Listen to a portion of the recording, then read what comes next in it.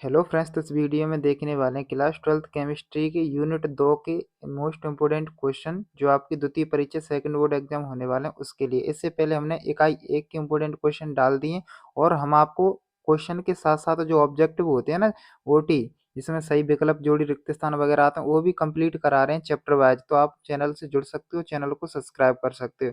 और आपको एक बात और बता दें, देखो अगर आप हमारे चैनल से जुड़कर तैयारी करते हो ना, तो देखिए आपको यूनिट वाइज यानी चैप्टर वाइज आपको ऑब्जेक्टिव ओटी और इम्पोर्टेंट क्वेश्चन दोनों ही मिल जाएंगे।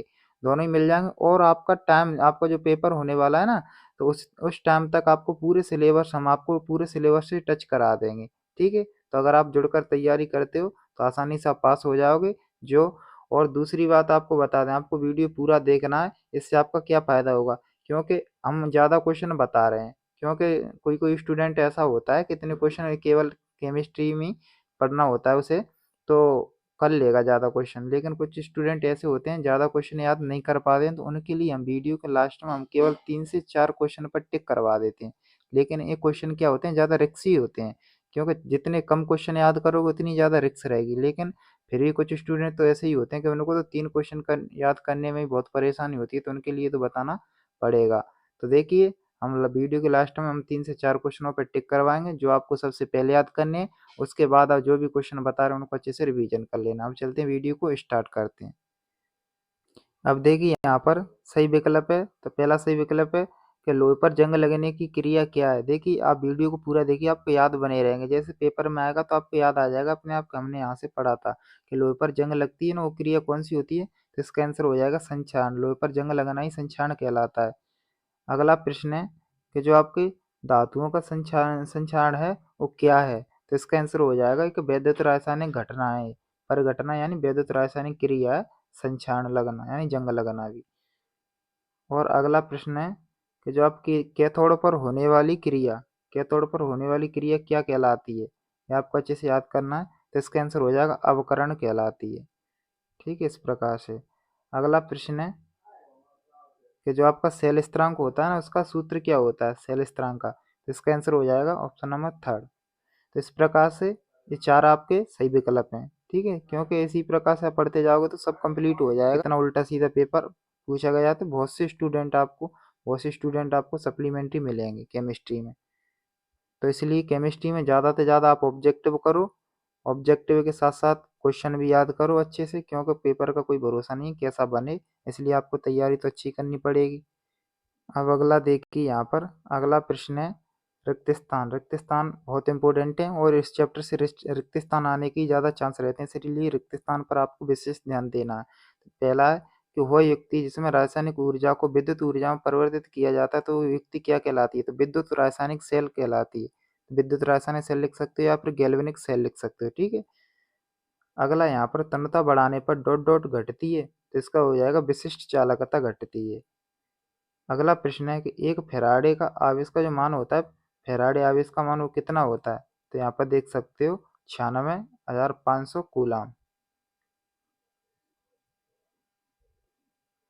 अगला प्रश्न है संक्षारण में धातु ऑक्सीजन को इलेक्ट्रॉन देकर डॉट डॉट हो जाती है, ऑक्सीकृत हो जाती है।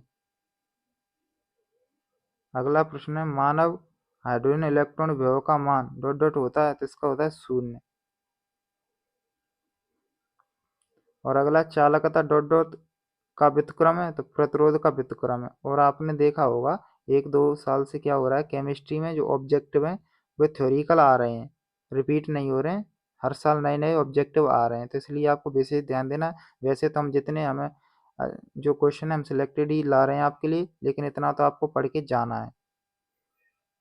अगला देखिए यहाँ पर अगला सही जोड़ी में देखिए आप यहाँ पर संचारण क्या है। तो संचारण एक विद्युत रासायनिक घटना है, यह आपने पहले भी ऑब्जेक्ट में पढ़ा था। अगला एसीटिक अम्ल। एसीटिक अम्ल क्या है, दुर्बल विद्युत अपघट्य। जलीय विलयन में एसीटिक अम्ल अम्ल क्या होता है, दुर्बल विद्युत अपघट्य। याद रखना, आपको कैसे भी आ सकता है। और यहाँ पर सबसे इम्पोर्टेंट है, यहाँ से आपके ऑब्जेक्टिव आपको देखने को मिल सकता है। सबको भूल जाओ लेकिन आपको इसको अच्छे से याद रखना है। यहाँ पर विशेष बात है इकाइयाँ इकाइयों में देखिए तुल्यांक की चालकता की इकाई क्या होती है। तो आपको ओम इनवर्स सेंटीमीटर स्क्वायर, या फिर इसकी दूसरी होती है ग्राम तुल्यांक इनवर्स। इसी प्रकार से आपकी आणविक चालकता की इकाई क्या होती है, ओम इनवर्स और सेंटीमीटर स्क्वायर मोल इनवर्स, आपको बुक से देख लेना अच्छे से। और विशिष्ट चालकता की इकाई क्या होती है, ओम इनवर्स सेंटीमीटर इनवर्स, और सेल स्थिरांक की इकाई होती है सेंटीमीटर इनवर्स। तो इस प्रकार से इसका अच्छे से स्क्रीनशॉट ले लो और अच्छे से रट लो इनको, यानी याद कर लो, अपने दिमाग में भूलना नहीं इनको, क्योंकि यहाँ से आपको ऑब्जेक्टिव देखने को मिल सकता है। अब देखिए अगला, एक वाक्य में उत्तर, तो इनको आपको अच्छे से करना है। जैसे रेडॉक्स अभिक्रिया क्या है, ठीक है, और किस नियम से अल्प विलेय लवण की विलेयता ज्ञात की जा सकती है या करते हैं। तो देखिए इसमें आ जाएगा आपका किस नियम से अल्प विलेय लवण की विलेयता ज्ञात करते हैं, तो इसमें आ जाएगा कोलरास का नियम, तो कोलरास नियम लिख सकते हो। अगला, दो इलेक्ट्रॉनों को संयुक्त करने पर युक्ति कहलाती है, तो इसमें हो जाएगा सेल, सेल कहलाती है। अगला यहाँ पर विद्युत अपघटनी क्रिया जिनमें जिन नियमों का पालन करती है वो कहलाते हैं, तो फैराडे के विद्युत अपघट्य के नियम कहलाते हैं। इसमें क्या आ जाएगा, फैराडे के विद्युत अपघट्य के नियम। और एक अतिचालकता यानी अतिचालक पदार्थ की चालकता होती है, तो इसकी चालकता होती है अनंत। अब देखिए यहाँ से होते हैं इम्पोर्टेंट क्वेश्चन स्टार्ट। तो आपको क्या करना है, हम जितने भी क्वेश्चन बता रहे हैं उनको तो केवल देख लेना है, आपको नोट से आप पढ़ सकते हो, अगर आप कर लो तो नहीं। वीडियो के लास्ट में हम 3 से 4 क्वेश्चनों पर टिक करवाएंगे, उनको अच्छे से देख लेना है, उनको पहले याद करना है, कहने का मतलब ये है, फिर बाद में सबको करना है। और लास्ट में वीडियो के में इम्पोर्टेंट जो न्यूमेरिकल क्वेश्चन आते हैं इस चैप्टर से वो भी हम बता देंगे, जिनको आपको कर लेना है। तो देखिए सबसे पहले 3 स्टार प्रश्न है, यानी जरूर याद करना है इसको। जैसे इसमें दी हुई है, टिप्पणी दी हुई है, विशिष्ट चालकता की परिभाषा याद करनी है, आणविक चालकता की और तुल्यांकी चालकता, तीनों ही बहुत इंपॉर्टेंट है। सबसे पहले इसी क्वेश्चन को याद करना है इस चैप्टर से। अगला, सेल स्थिरांक किसे कहते हैं, विशिष्ट चालकता सेल यानी सेल स्थिरांक के बीच आपको संबंध, तो ये भी 3 स्टार है, इसको भी अच्छे से याद करना है। अगला, फैराडे के विद्युत अपघट्य के नियम लिखिए, उनके अनुप्रयोग, ये आपका सेकंड यानी 2 स्टार है, तो आप इसे कर सकते हो। पहले आपको 3 स्टार वाले करना है। कोलरास के नियम और व्यंजक सहित आपको परिभाषित करना है इसका अनुप्रयोग, तो ये भी आपका 3 स्टार प्रश्न है, तो इसे अच्छे से याद करना है आपको। अगला यहाँ पर संक्षारण क्या है, प्रभावित करने वाले कारक, रोकथाम के उपाय और विद्युत रासायनिक सिद्धांत, बहुत इंपॉर्टेंट है। 2 नंबर में इतना आ सकता है, संक्षारण क्या है, 3 स्टार ये भी प्रश्न है। और अगला, इलेक्ट्रॉन एवं सेल विभव के निर्दिष्ट समीकरण, 2 स्टार वाला है। और अगला, मानव हाइड्रोजन इलेक्ट्रॉन सचित्र वर्णन, ये 3 स्टार वाला है। अगर सेल से प्रश्न आता है तो मानव हाइड्रोजन इलेक्ट्रॉन अच्छे से याद कर लेना आपको। और अगला क्वेश्चन, यहाँ पर सेल बच गए हैं, जैसे शुष्क सेल हो गया, शुष्क सेल को पढ़ सकते हो, एक विद्युत रासायनिक सेल होता है गैल्वेनिक सेल, इसे पढ़ सकते हो।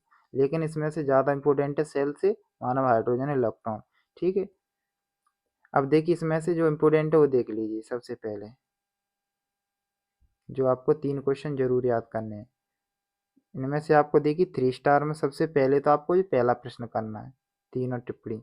उसके बाद आपको करना है कोलरास का नियम, उसके बाद आपको करना है संक्षारण वाला प्रश्न, और अगला मानव हाइड्रोजन इलेक्ट्रॉन, इनको सबसे पहले करना है, फिर जो क्वेश्चन बचेंगे उनको करना है।